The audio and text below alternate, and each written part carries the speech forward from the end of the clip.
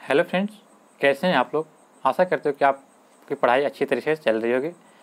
चलिए, अगर आपकी पढ़ाई अच्छी तरीके से चल रही है तो आज हम लोग इस वीडियो में जो है बीपीएससी का जो है बिहार टीचर का प्रैक्टिस सेट नंबर हम इसमें आज 10 को डिस्कस करेंगे। इससे पहले का आप सेट अभी तक नहीं देखे तो आप हमारे चैनल पर जाकर जरूर देख लीजिएगा। ये जो कक्षा 1 से 5 तक के इसमें दिए गए हैं प्रश्न, जो 20 प्रैक्टिस सेट दिए गए हैं। प्रत्येक सेट आपको जो प्रत्येक दिन में दिया जाएगा।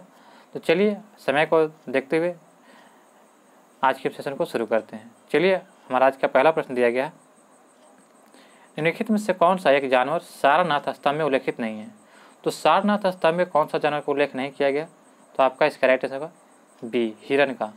सारनाथ का स्तंभ जो धर्मचक्र परिवर्तन की घटना को स्मारक था और धर्म संघ के अक्षुण्णता बनाए रखने के लिए जो इसकी स्थापना हुई थी, इसमें जो है हाथी, घोड़ा, बैल तथा सिंह की सजीव कृति उभर कर हुई है। तो इसमें चारों पशु का संबंध मंच परिवर्तन से है। तो ऑप्शन नंबर 20 का राइट होगा, हिरण नहीं है। भारतीय रिजर्व बैंक के पहले भारतीय गवर्नर जनरल कौन थे। तो भारतीय रिजर्व बैंक के भारतीय गवर्नर जनरल कौन थे, तो सभी लोग जानते हैं कि यह सी.डी. देशमुख थे। ऑप्शन नंबर इसका राइट आंसर होगा। सी.डी. देशमुख जो थे भारतीय रिजर्व बैंक आरबीआई के पहले भारतीय गवर्नर जनरल थे। ऑप्शन नंबर जो है ये इसका राइट आंसर हो जाएगा। निम्नलिखित में से कौन सा पहला बैंक है जिसने भारत में एटीएम की शुरुआत किया था। तो भारत का पहला बैंक जिसने एटीएम की शुरुआत किया था तो HSBC है, HSBC। ऑप्शन नंबर 20 का राइट आंसर होगा। HSBC का अर्थ हांगकांग और शंघाई बैंक कॉरपोरेशन लिमिटेड है। जो HSBC दुनिया के सबसे बड़े बैंकिंग और वित्तीय सेवा संगठनों में से एक है। रामविलास पासवान ने अपना राजनीतिक सफर किस राजनीतिक दल से प्रारंभ किया था। तो रामविलास, सभी लोग जानते हैं कि रामविलास की पार्टी का नाम क्या है, तो संयुक्त सोशलिस्ट पार्टी हो जाएगा। ऑप्शन नंबर 6 का राइट आंसर हो जाएगा। रामविलास पासवान ने अपने राजनीतिक सफर किस राजनीतिक दल का प्रारंभ किया था, संयुक्त सोशलिस्ट पार्टी से। ऑप्शन नंबर 6 का राइट आंसर हो जाएगा। वर्ष 1960 के दशक में देखा जाए तो बिहार विधानसभा के सदस्य के तौर पर जो है तथा आपातकाल के बाद 1977 में जो है लोकसभा चुनाव सेवा तब सुर्खियों में आ गए जब उन्होंने जो हाजीपुर से सीट 4 लाख मतों से रिकॉर्ड अंतर से जीत हासिल किया था। तो ऑप्शन नंबर 6 का राइट आंसर हो जाएगा। बिहार के राजनीतिक स्वर्गीय रघुवंश प्रसाद सिंह पहली बार किस लोकसभा के लिए निर्वाचित हुए थे। तो यह निर्वाचित हुए थे 12वीं लोकसभा के लिए। 12वीं लोकसभा के लिए जो है स्वर्गीय रघुवंश प्रसाद सिंह पहली बार जो है लोकसभा के लिए निर्वाचित हुए थे। तो ऑप्शन नंबर 6 का राइट आंसर हो जाएगा, 12वीं लोकसभा के लिए। विजयनगर साम्राज्य का पहला शासक कौन था जिसने बहमानी से गोवा को महत्वपूर्ण किलों को छीना था। तो यह छीनने वाले व्यक्ति का नाम था हरिहर द्वितीय। हरिहर द्वितीय जो थे विजयनगर साम्राज्य का पहला शासक था जिसने बहमानी से गोवा का किला छीन लिया था। और हरिहर द्वितीय जो था संगम वंश का तीसरा शासक था, जिसका कार्यकाल देखा जाए तो 1377 से 1404 तक रहा था। तलिकोटा के युद्ध के समय विजयनगर साम्राज्य के किस राजवंश का शासन था। तो तलिकोटा का युद्ध जो है तलिकोटा के युद्ध के समय विजयनगर साम्राज्य के किस राजवंश का शासन था। तो आपका इसका राइट आंसर किया जाएगा ऑप्शन नंबर सी, तुलु वंश का। तलिकोटा के युद्ध देखा जाए तो यह जो 1565 में हुआ था। कब हुआ था? 1565 में हुआ था, जो दक्षिण के सल्तनत और विजयनगर साम्राज्य के बीच हुआ था। कृष्णदेवराय ने हम्पी में कृष्णा स्वामी मंदिर का निर्माण करवाया जो वर्तमान में किस राज्य में स्थित है। तो कृष्णदेवराय ने हम्पी में कृष्णा स्वामी मंदिर का निर्माण कराया था जो वर्तमान में किस राज्य में है। तो आपके पास यहाँ पे 4 ऑप्शन दिया गया है, कर्नाटक, कलकत्ता, जम्मू कश्मीर या केरल। तो यह जो था आपका कर्नाटक में था। ऑप्शन नंबर ए इसका राइट आंसर होगा। कृष्णदेवराय ने जो है 1513 में जो कृष्णा स्वामी मंदिर का स्थापना किया था, यह हम्पी में किया था जो वर्तमान में समय में देखा जाए तो कर्नाटक में स्थित है। तो ऑप्शन नंबर ए इसका राइट आंसर हो जाएगा। इजराइल में शांति समझौते करने वाला पहला अरब देश कौन है। तो इजराइल से शांति समझौते करने वाला पहला अरब देश आपका कौन सा हो जाएगा, तो बहरीन। ऑप्शन नंबर 6 का राइट आंसर हो जाएगा। अंत्योदय कार्यक्रम सर्वप्रथम किस राज्य में शुरू किया गया था। तो अंत्योदय कार्यक्रम जो सर्वप्रथम देखा जाए तो यह जो है राजस्थान में शुरू किया गया था। यह 25 दिसंबर 2000 को जो है भारत के राजस्थान राज्य से अंत्योदय कार्यक्रम की शुरुआत किया गया था। तो ऑप्शन नंबर जो है 4 इसका राइट आंसर हो जाएगा। सत्याग्रह की अभिव्यक्ति होती है। तो सत्याग्रह की व्यक्ति क्या होती है, तो इसकी व्यक्ति जो होती है असहयोग में। सत्याग्रह उससे कहते हैं वह आग्रह जो सत्य के साथ किया जाए। गांधी जी के अभिव्यक्ति का माध्यम था जिसकी अभिव्यक्ति असहयोग से होती है। तो ऑप्शन नंबर 6 का राइट आंसर हो जाएगा। नेक्स्ट प्रश्न दिया गया है कि मुस्लिम लीग ने पृथक मुस्लिम राष्ट्र की मांग को कब स्वीकार किया था। यह स्वीकार किया था 1940 के लाहौर अधिवेशन में। भारत ने जो द्विराष्ट्र सिद्धांत के जनक के रूप में इनकलाब को माना जाता था, लेकिन वर्ष 1940 में मुस्लिम लीग ने कराची अधिवेशन में इस सिद्धांत को आधिकारिक रूप से स्वीकार किया गया था। ऑप्शन नंबर जो 40 का राइट आंसर हो जाएगा। स्वतंत्र भारत का पहला गवर्नर जनरल कौन था। तो स्वतंत्र भारत का जो है पहला गवर्नर जनरल कौन था, तो स्वतंत्र भारत का पहला गवर्नर जनरल कौन था, तो आपका इसका राइट आंसर क्या हो जाएगा। तो इसमें जो है श्री राजगोपालाचारी हो जाएगा, क्योंकि जो है यहाँ पे लॉर्ड माउंटबेटन नहीं दिया गया, तो आपका क्या हो जाएगा, श्री राजगोपालाचारी हो जाएगा। स्वतंत्रता के पश्चात किस राज्य में पहली गैर कांग्रेसी सरकार बनी थी। तो पहली बार गैर कांग्रेसी सरकार जो है 1957 में जो है CPI के विधानसभा चुनाव में कांग्रेस को हराकर दक्षिण भारत के देखा जाए तो केरल में प्रथम गैर कांग्रेसी सरकार गठन किया गया था। कहाँ, केरल में। कब, तो 1957 में किया गया था। राजा राम मोहन राय ने किसके विरुद्ध ऐतिहासिक विरोध किया था। तो राजा राम मोहन राय जो है सती प्रथा के विरुद्ध जो है यह 1826 में राजा राम मोहन राय ने ब्रह्मा समाज की स्थापना किया था और 19वीं शताब्दी में भारत में पुनर्जागरण के जनक भी कहा जाता है। और सत्य प्रथा का जो है लॉर्ड विलियम सहायता से जो है 1829 में किए थे। वर्षों पहले हमने नियमित से वादा किया था कि 14 अगस्त 1947 को मध्यरात्रि के समय यह कथन किसने कहा था। तो यह कथन कहने वाले व्यक्ति का नाम क्या है। तो आपके पास 4 ऑप्शन दिया गया है। ऑप्शन है कि BR अम्बेडकर, श्री राजगोपालाचारी, जवाहरलाल नेहरू या डॉक्टर राजेंद्र प्रसाद। तो आपका इसका राइट आंसर होगा option number C, Jawaharlal Nehru. उपरोक्त कथन में जवाहरलाल नेहरू ने द्वारा कहा गया था कि 14 अगस्त 1947 की मध्यरात्रि के समय कहा गया था। कलकत्ता, मुंबई और मद्रास में उच्चतम न्यायालय की स्थापना कब हुआ था। तो कलकत्ता, मुंबई और मद्रास में जो है उच्चतम न्यायालय की स्थापना जो है यह 1862 में किया गया था। ऑप्शन नंबर जो है सी का राइट आंसर होगा। 1861 में भारतीय उच्च न्यायालय अधिनियम के तहत जो है ब्रिटिश संसद द्वारा इसे पारित करके जो है अनुमोदन किया गया था 1862 में। ऑप्शन नंबर सी का राइट आंसर हो जाएगा। इंडिया फॉर इंडियन किताब किसने लिखा था। तो इंडिया फॉर इंडियंस किताब के लिखने वाले लेखक कौन है, तो CR दास हो जाएंगे। ऑप्शन नंबर ए का राइट आंसर होगा। 1917 में देखा जाए तो चित्तरंजन दास द्वारा लिखित इंडिया फॉर इंडियन किताब प्रकाशित किया गया था। ऑप्शन नंबर ए का राइट आंसर होगा। कब, तो 1917 में। और 1917 में ही रूस की क्रांति भी हुआ था। भागलपुर में जो है नमक सत्याग्रह का नेतृत्व किसने किया था। तो भागलपुर से नमक सत्याग्रह का जो है नेतृत्व करने वाले व्यक्ति कौन थे, तो यह महादेवलाल सरफराज। ऑप्शन नंबर जो 20 का राइट आंसर हो जाएगा। इन्होंने जो है बिहार में नमक सत्याग्रह 16 अप्रैल 1930 को चंपारण के सारण से शुरू किया था। ऑप्शन नंबर 20 का राइट आंसर हो जाएगा।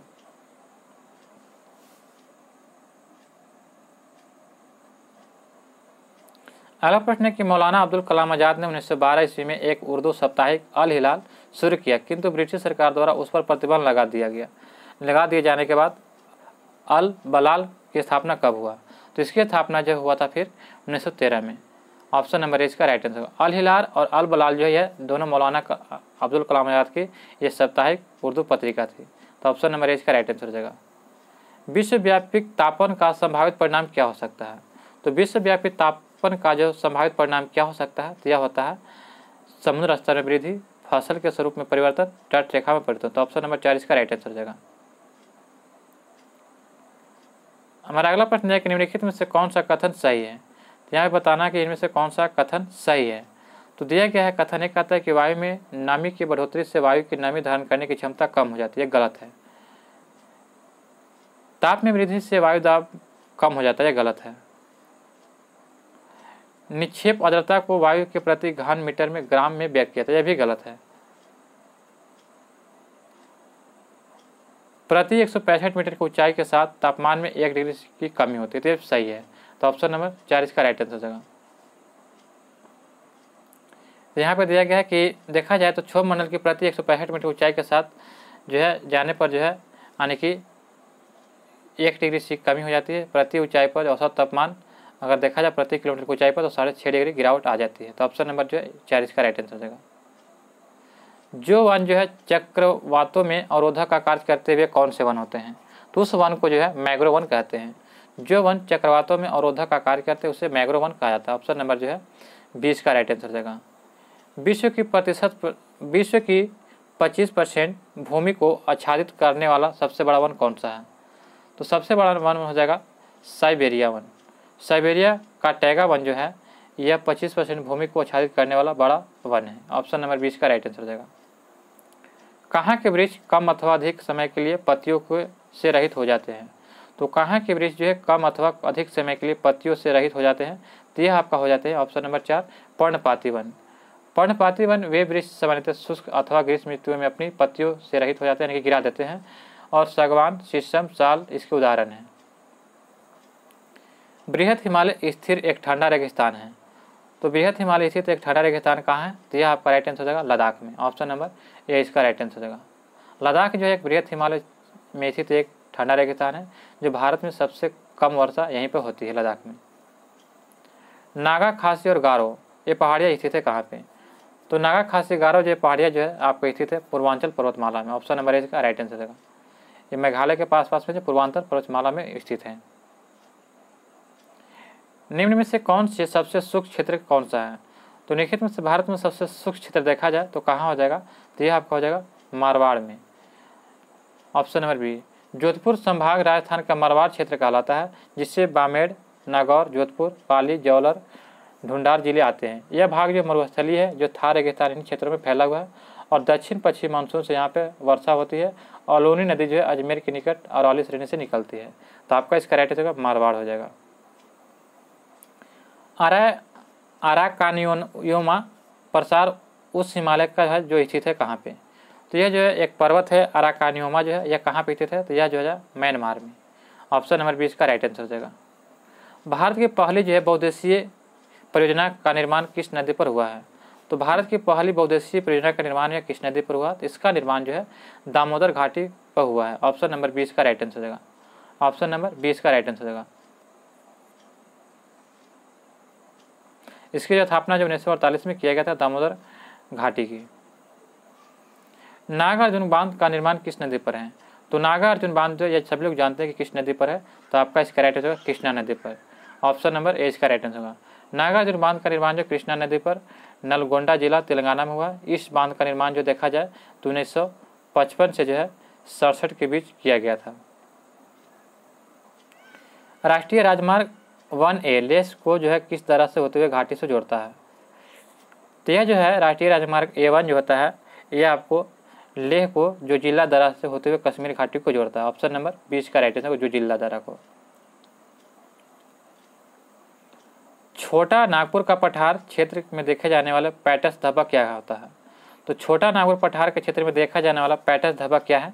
तो यह आपका हो जाएगा लेटेराइट निक्षेप होता है। ऑप्शन नंबर ए इसका राइट आंसर हो जाएगा। कोई व्यक्ति भारत के 3 अलग अलग राज्यों में स्थित रणथंभौर, गिर और बांदीपुर के राष्ट्रीय उद्यान नेशनल पार्क देखना चाहता है, तो इस संबंध में उसे निम्नलिखित में से किस राज्य में जाने की आवश्यकता नहीं है? तो जाने की आवश्यकता, कोई व्यक्ति भारत के 3 अलग अलग राज्यों में स्थित रणथंभौर, गिर और बांदीपुर के राष्ट्रीय उद्यान नेशनल पार्क देखना चाहता है, तो इससे संबंधित निम्नलिखित में से किस राज्य में जाने की आवश्यकता नहीं है? तो आपका इसका राइट आंसर होगा ऑप्शन नंबर बी हो जाएगा, गुजरात।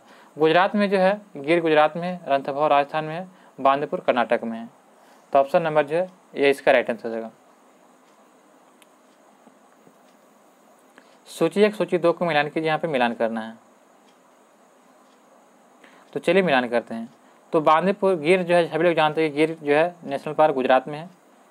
मानस जो है ये सभी लोग जानते हैं कि असम में है। और बांदीपुर जो सभी लोग जानते हैं कि एक कर्नाटक में है। और जो हिमाचल प्रदेश में कौन सा हो जाएगा? तो रोहिला नेशनल पार्क। तो ये इसका राइट आंसर हो जाएगा। तो इसका आपका राइट आंसर क्या हो जाएगा? तो ऑप्शन नंबर जिसका राइट आंसर हो जाएगा सी हो जाएगा।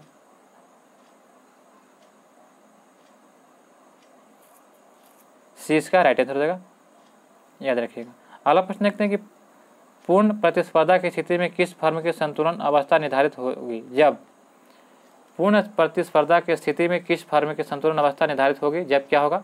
तो जब होता है कि सीमांत राजस्व बड़ा होना चाहिए सीमांत लागत से। ऑप्शन नंबर सी इसका राइट आंसर हो जाएगा। नियंत्रित मुद्रास्फीति की मध्यस्थता है जिसे कहा जाता है? तो इसे जो क्या कहा जाता है? तो परिवर्ती अस्फीति कहा जाता है, परिवर्त अस्फीति कहा जाता है। नियंत्रित मुद्रास्फीति की मध्यस्थता जो है प्रत्यक्ष स्फीति होता है। निम्न में से कौन सा एडम स्मिथ के अनुसार कराधान के कैनन सिद्धांत में नहीं आता है? तो यह आपका राइट आंसर किया जाएगा, कराधान के कैनन सिद्धांत में नहीं आता है। तो आपका इसका राइट आंसर किया जाएगा। तो आपके पास 4 ऑप्शन दिया गया है। तो निश्चितता का कैनन सिद्धांत, साधारणता का कैनन सिद्धांत, या सुविधा का कैनन सिद्धांत, या अर्थव्यवस्था अक्षमता का कैनन सिद्धांत। तो आपका इसका राइट आंसर हो जाएगा ऑप्शन नंबर बी हो जाएगा, यानी कि साधारणता का कैनन सिद्धांत। एडम स्मिथ ने जो अपनी पुस्तक वेल्थ ऑफ नेशन में कराधान के केवल कानून की चर्चा की है, जो इसके 4 प्रकार है: इक्विटी का कैनन सिद्धांत, निश्चितता का कैनन सिद्धांत, और सुविधा का कैनन सिद्धांत, और जो है अर्थव्यवस्था क्षमता का कैनन सिद्धांत, जबकि साधारण कैनन सिद्धांत नहीं दिया था। ऑप्शन नंबर 20 का राइट आंसर हो जाएगा।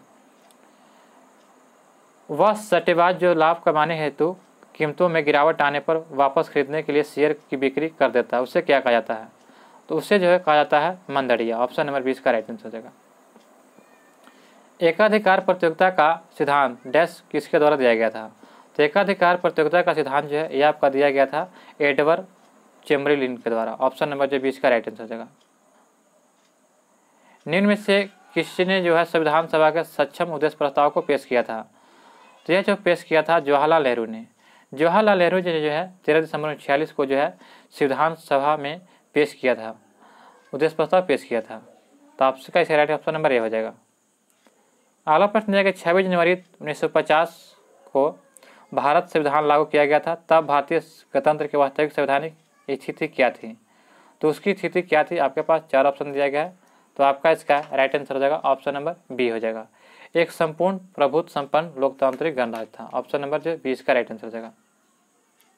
निम्नलिखित में से किस शब्द का प्रस्तावना में उल्लेख नहीं किया गया है? तो प्रस्तावना में देखा जाए तो संघ का जो उल्लेख नहीं किया गया, जबकि संप्रभुत्व लोकतांत्रिक गणराज्य, समाजवादी, धर्मनिरपेक्ष का उल्लेख किया गया, जबकि संघ का उल्लेख नहीं किया गया है। ऑप्शन नंबर जो है 4 इसका राइट आंसर हो जाएगा। निम्न में से अंतिम शक्ति किसके पास होती है? तो गणतंत्र में अंतिम शक्ति जो है यह होती है किसके पास? तो जनता के पास होती है। ऑप्शन नंबर 20 का राइट आंसर हो जाएगा। गणतंत्र जहाँ पे शासन होता है उसमें अंतिम शक्ति जो है जनता के पास होती है। भारत का संविधान भारत को निम्नलिखित रूप में घोषित करता है, सिवाय किसके? तो यह जो है आपका राइट आंसर किया जाएगा। तो ऑप्शन नंबर ए, यानी कि साम्यवादी के सिवाय। ऑप्शन नंबर ए इसका राइट आंसर हो जाएगा। उदारवाद का प्रतीक क्या होता है? तो उदारवाद जो है का प्रतीक क्या है? तो यह जो है आपका राइट आंसर हो जाएगा ऑप्शन नंबर सी, राजनीतिक और आर्थिक पहलुओं पर सामाजिक स्वतंत्रता। ऑप्शन नंबर सी इसका राइट आंसर हो जाएगा। बिहार में सर्च लाइट समाचार पत्र के संपादक कौन थे? तो बिहार में सर्च लाइट समाचार पत्र के संपादक कौन थे? तो मुरली मोहन प्रसाद। ऑप्शन नंबर सी इसका राइट आंसर हो जाएगा। मुरली मोहन प्रसाद जो थे ये बिहार में जो सर्च लाइट समाचार पत्र के संपादक थे। अगला प्रश्न दिया गया कि भारत के संविधान को कितनी अनुसूचियों में है? तो भारत के संविधान में कितनी अनुसूचियां है? तो अभी वर्तमान में देखा जाए तो 12 अनुसूचियां है। पहले मूल संविधान में 8 अनुसूचियां थी।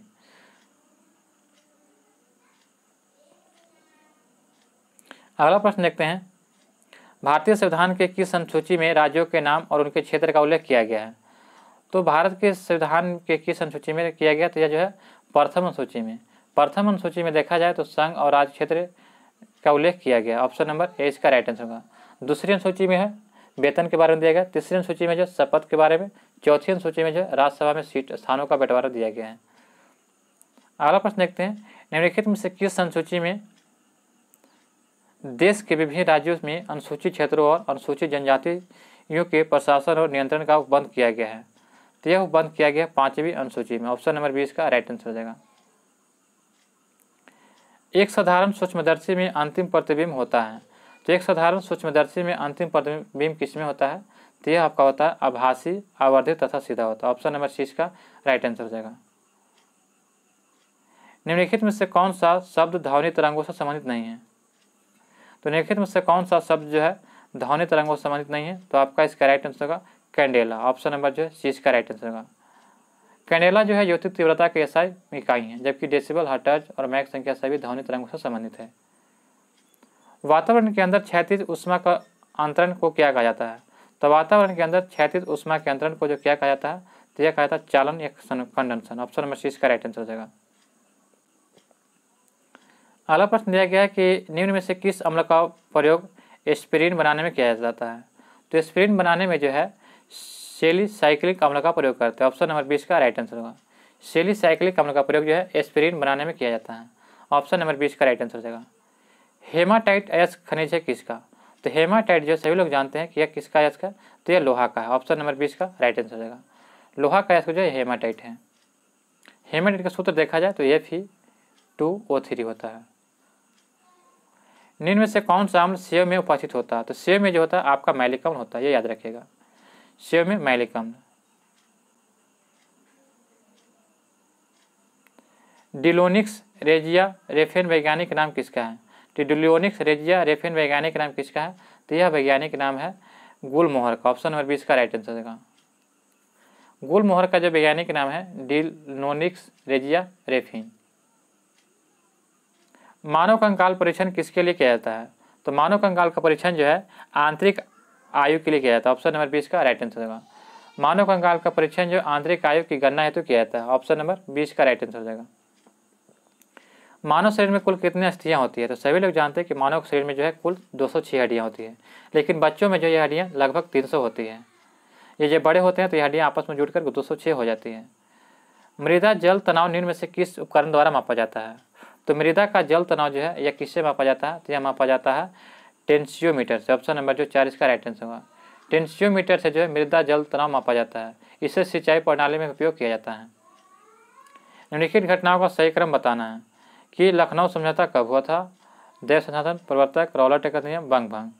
तो यहाँ पे शामिल करना है। तो देखा जाए तो बंग भंग आंदोलन जो है यह हुआ था 1905 में हुआ था। कब? 1905 में हुआ था। और जो है मुस्लिम लीग के बीच जो है समझौता लखनऊ में हुआ था 1916 में। और देखा जाए तो द्वैध शासन प्रवर्तक जो है यह व्यवस्था किया गया था कब? तो 1919 में। 1919 में किया गया तो द्वैध शासन प्रणाली। और रॉबर्ट टेकर कब हुआ था? तो यह 1919 में हुआ था। तो आपका इसका राइट आंसर क्या हो जाएगा? तो ऑप्शन नंबर जो है बी हो जाएगा 4132। नेक्स्ट प्रश्न है कि the article and the revolution कराई एंड द 1919 के सामान्य बोलचाल में क्या कहा जाता है? तो इससे समान बोलचाल में रॉलेट के कहा जाता है। ऑप्शन नंबर इसका राइट आंसर हो जाएगा। हमारा अगला प्रश्न दिया गया है कि अखिल भारतीय राजनीतिक में गांधी जी का पहला साहसिक कदम था क्या? तो अखिल भारतीय राजनीतिक में गांधी जी का पहला साहसिक कदम कौन सा था? तो यह आपका राइट आंसर होगा चंपारण आंदोलन। ऑप्शन नंबर सी इसका राइट आंसर होगा। 1917 के चंपारण सत्याग्रह से गांधी जी का जो राष्ट्रीय आंदोलन में पदार्पण हुआ था, जो सफल रहा था, जो 3 कट्ठा पत्ती के लिए हुआ था। इसमें होता था कि 20 कट्ठा में 3 कट्ठा आपको नील की खेती करना होता था, जिससे जो है किसानों को जरूरत शक्ति जो होती थी बहुत कम हो पाता था, जिससे बहुत शोषण अंग्रेजी किया करते थे। हंटर आयोग की नियुक्ति की गई थी किसके लिए? तो हंटर आयोग की नियुक्ति जो है यह किया गया था जालियांवाला बाग हत्याकांड के बाद। ऑप्शन नंबर 20 का राइट आंसर है। 13 अप्रैल 1919 को बैसाखी के दिन अमृतसर में जालियांवाला बाग हत्याकांड हुआ था। इसी हत्याकांड को जो विश्वव्यापी निंदा हुआ था, जिसके दबाव में भारत के secretary of the state Edwin Montagu ने 1 अक्टूबर 1919 को जो है इसकी जाँच के लिए हंटर कमेटी का नियुक्ति किया गया था। तो ऑप्शन नंबर 20 का राइट आंसर हो जाएगा। स्वदेशी और बहिष्कार पहली बार किस घटना के दौरान संघर्ष की विधि के रूप में अपनाया गया था? तो यह अपनाया गया था पहली बार बंगाल विभाजन के विरुद्ध। ऑप्शन नंबर ए इसका राइट आंसर हो जाएगा। निम्नलिखित में से कौन सा एक चंपारण सत्याग्रह का अति महत्वपूर्ण पहलू है? तो चंपारण सत्याग्रह का एक अति महत्वपूर्ण पहलू कौन सा हो जाएगा? तो आपका इसका राइट आंसर हो जाएगा ऑप्शन नंबर सी हो जाएगा। भारत के राष्ट्रीय आंदोलन में किसान असंतोष का सम्मिलित होना। ऑप्शन नंबर जो है सी इसका राइट आंसर होगा, जिसके कारण जो है चंपारण सत्याग्रह का महत्वपूर्ण पहलू है। स्वतंत्रता आंदोलन के क्रांतिकारी आतंकवादियों का पहला जो है महत्वपूर्ण साहसिक कार्य बर्रा डकैती का स्थान था कहाँ पे? तो स्वतंत्रता आंदोलन के क्रांतिकारी आतंकवादियों का पहला महत्वपूर्ण साहसिक कार्य जो है बर्रा डकैती का स्थान कहाँ पे था? तो यह आपका राइट आंसर हो जाएगा पूर्वी बंगाल में। ऑप्शन नंबर सी का राइट आंसर हो जाएगा। ऑप्शन नंबर सी का राइट आंसर होगा। पुलिस दास के नेतृत्व में ढाका अनुशीलन समिति के सदस्यों ने 1908 में जो है पूर्वी में बर्रा डकैती डाली थी। महात्मा गांधी ने 1930 में जो सविनय अवज्ञा आंदोलन आरंभ किया था कहाँ से? तो महात्मा गांधी ने जो 1930 में जो सविनय अवज्ञा आंदोलन जो है ये दांडी में जो है नमक सत्याग्रह नमक कानून को तोड़कर जो है वहीं से शुरू किया था। ऑप्शन नंबर सी का राइट आंसर होगा। कब शुरू किया था? तो 12 मार्च 1930 को साबरमती से जो दांडी तक यात्रा किया था 78 नायकों के साथ, और इसे जो 6 अप्रैल 1930 को जो है 6 अप्रैल 1930 को जो है दांडी में नमक सत्याग्रह को तोड़कर जो है सविनय अवज्ञा आंदोलन की शुरुआत किए थे।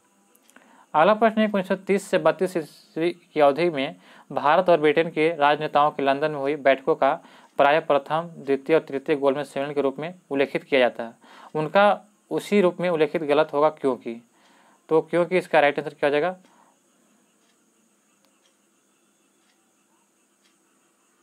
तो आपका इसका राइट आंसर होगा ऑप्शन नंबर 4 हो जाएगा। ये तीनों अलग अलग सम्मेलन नहीं थे, अपितु यह एक ही अवस्था थी जो तीनों सत्रों को संपन्न हुआ था। तो ऑप्शन नंबर 4 इसका राइट आंसर हो जाएगा। अगला प्रश्न दिया गया कि कैबिनेट मिशन योजना के विषय में निम्नलिखित में से कौन सा विकल्प सही नहीं है? तो कैबिनेट मिशन योजना के संबंध में कौन सा विकल्प सही नहीं है? तो भारत विभाजन की स्वीकृति, यह गलत है। कैबिनेट मिशन योजना जो है मई 1946 में जो है मई 1946 में अपनी योजना के पेश किया था, जिसमें भारत विभाजन को नकार दिया गया था। तो ऑप्शन नंबर 6 का राइट आंसर हो जाएगा। सूची 1 सूची 2 के यहाँ पे मिलान करना, चलिए इसको मिलान करते हैं। दिया गया कि उष्णकटिबंधीय है, तो उष्णकटिबंधीय हो जाएगा आपका तो साइलेंट वैली। उष्णकटिबंधीय कहाँ हो जाएगा? साइलेंट वैली में। शंकु वनधारी हो जाएगा, तो यह हिमाचल प्रदेश में हो जाएगा। और जो कच्छ मैंग्रोव वन जो है यह कहाँ हो जाएगा? तो कच्छ मैंग्रोव वन जो है ये आपका हो जाएगा यानी कि सुंदरवन। और जो पतझड़ वन जो है यह राजस्थान हो जाएगा। तो आपका इसका राइट आंसर क्या हो जाएगा? 4 हो जाएगा। 4, 2, 1, 3। चिपको आंदोलन है, तो चिपको आंदोलन सभी लोग जानते हैं कि वृक्षों को बचाने के लिए आंदोलन चलाया गया था, जो कहाँ चलाया गया था? उत्तराखंड में। जो इसके प्रमुख सुंदरलाल बहुगुणा थे, इन्होंने जो है चिपको आंदोलन उत्तराखंड के चमोली जिले में ये शुरू किए थे। ऑप्शन नंबर 20 का राइट आंसर हो जाएगा। करेरा अभ्यारण्य है, तो करेरा अभ्यारण्य जो है यह आपका कहाँ स्थित है? तो यह जो है मध्य प्रदेश में। करेरा पक्षी अभ्यारण्य मध्य प्रदेश के शिवपुरी में स्थित है। इसकी स्थापना देखा जाए तो 1981 में पक्षियों को संरक्षण के लिए किया गया था। ऑप्शन नंबर जो है 20 का राइट आंसर हो जाएगा। भारत में जो अपलावी वन कहाँ पाए जाते हैं? तो आपका इसका राइट आंसर होगा ऑप्शन नंबर सी, यानी कि इसका राइट आंसर होगा ऑप्शन नंबर सी हो जाएगा, सुंदरवन में। भारत में जो अपलावी वन नदियों के किनारे जो पर बाढ़ के कारण बनते हैं, यह मुख्यतः सुंदरवन में पाए जाते हैं। इनमें से कौन सा जैव विविधता के लिए बड़ा खतरा है? तो जैव विविधता का सबसे बड़ा खतरा हो जाएगा तो प्राकृतिक आवास और वनस्पति का विनाश तथा झूम की खेती। ऑप्शन नंबर 6 का राइट आंसर हो जाएगा। काजीरंगा किसके लिए जाना था? तो सभी लोग जानते हैं कि काजीरंगा जो है यह असम में है, यह गैंडा के लिए प्रसिद्ध है। ऑप्शन नंबर 1 इसका राइट आंसर होगा, गैंडा के लिए। निम्नलिखित में से कौन सम्मिलित नहीं है? जैव मंडल आरक्षित क्षेत्र राज्य दिया गया है, तो यहाँ पे बताना कि कौन सम्मिलित नहीं है। तो सिमलीपाल उड़ीसा में है, नोकरेक मेघालय में है, अगस्त केरल में है, कंचनजंगा हिमाचल प्रदेश में है। तो यह गलत है। कंचनजंगा जो है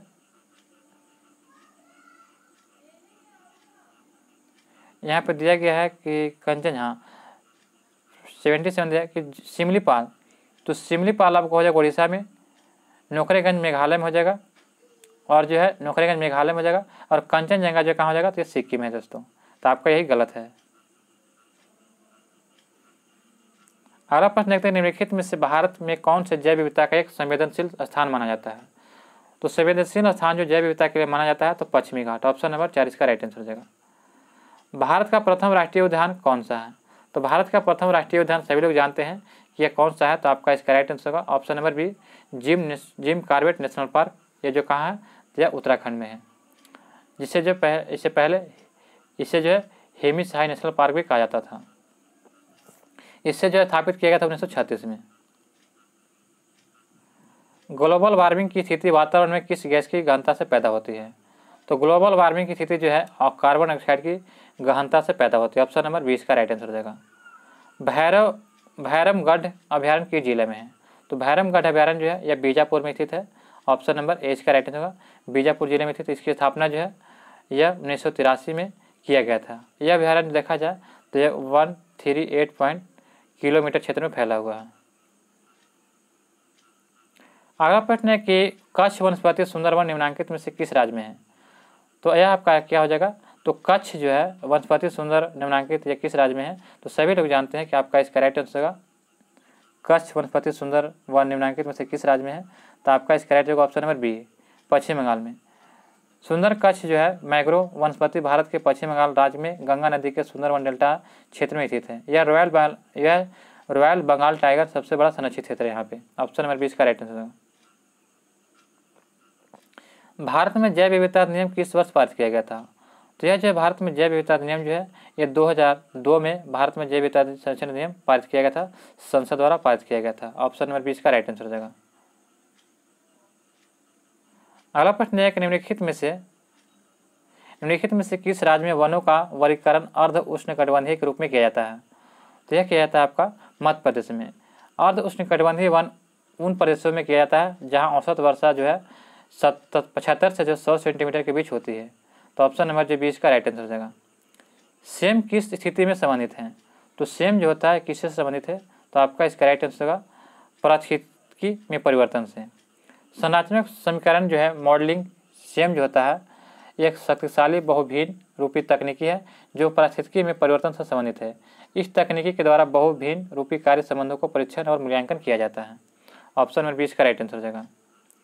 भारत में जैव विविधता के ताप स्थल हॉट स्पॉट है। तो हॉट स्पॉट कहाँ पे हो जाएगा आपका?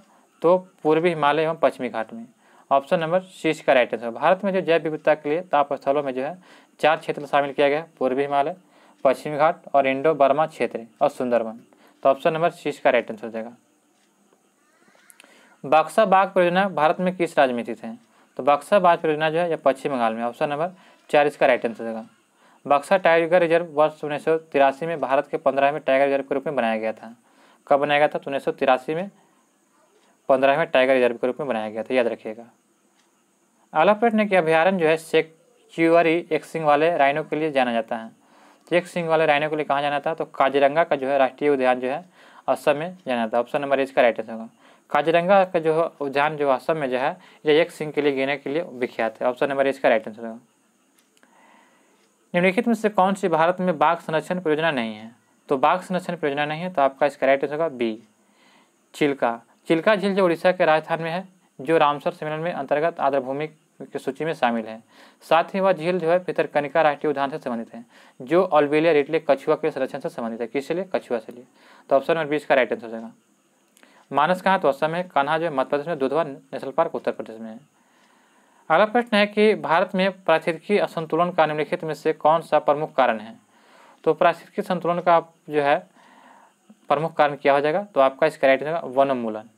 भारत में जो पारिस्थितिकी असंतुलन के कारणों में वनोन्मूलन प्रमुख कारण है। यह मानवीय क्रियाकलाप को जो है दुष्परिणामी होता है, इसी के कारण। यहाँ पे दोस्तों जो है यहाँ से मैथ का प्रश्न दिया गया है। तो यहाँ पे जो आपका सेट नंबर 10 समाप्त होता है। आशा करते हैं कि आपको यह वीडियो अच्छा लगा हो। अभी तक हमारे चैनल पर नए हैं दोस्तों, तो चैनल को सब्सक्राइब करना ना भूलें और वीडियो को लाइक और हमारे जो वीडियो को दोस्तों के साथ ग्रुप में जरूर शेयर करें। मिलते हैं दोस्तों नए वीडियो में नए प्रश्नों के साथ सेट नंबर 11 में। तब तक के लिए जय हिंद, जय भारत।